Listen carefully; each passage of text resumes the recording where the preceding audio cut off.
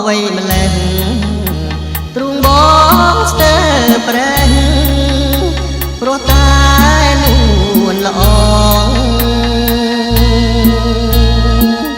អូនជាបុព្វាការបាត់ដំបងក្រពុំជាប់តបងអួតលោកីអនិកជនកំសត់មានភ័ព្វវាសនាបានស្គាល់បោផាការស្រស់ព្រមព្រៃ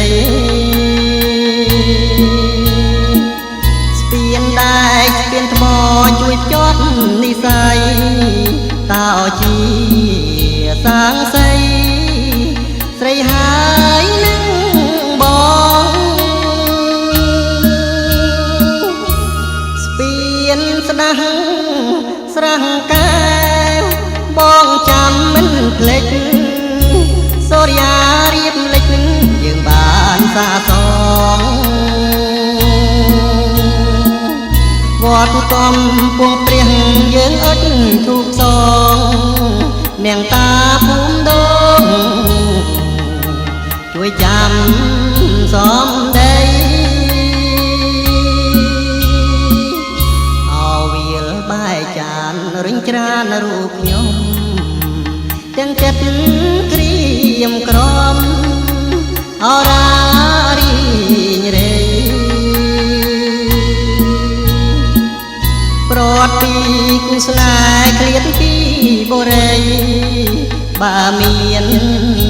និស័យក៏វៃ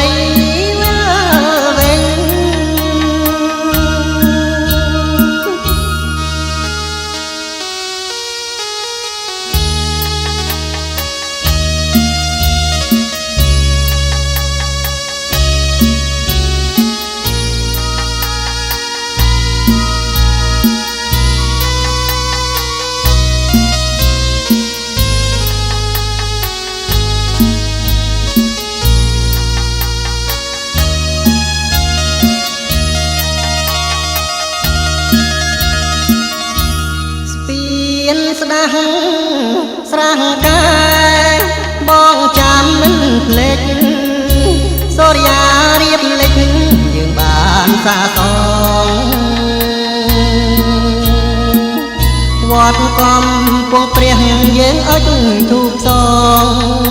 នាងតាភូមិដងជួយចាំសំដី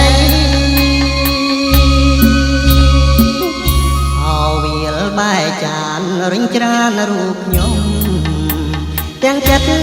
ក្រៀមក្រំអរារីងរេប្រត់ពីគូស្នេហ៍ឃ្លាតពីបរិយ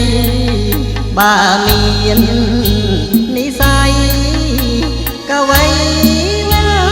វិញ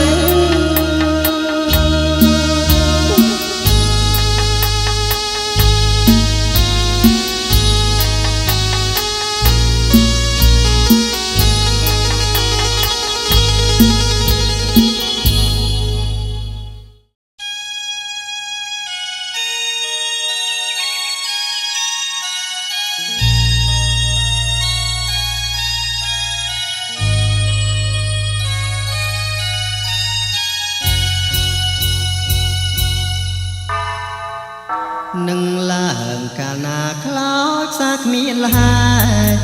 ដៃធ្លាប់អង្អែលលោមស្នេហ៍បងច្រៀងបំពេឆោមថ្លៃអូនគេងកាយភ្លឺយប់ជ្រៅសែនត្រជាក្រៃរៀមបំពេអង្អែលកាយស្រីក្រោមចានរាំងស្មីលឺថ្លាស្មងហើយស្មានថា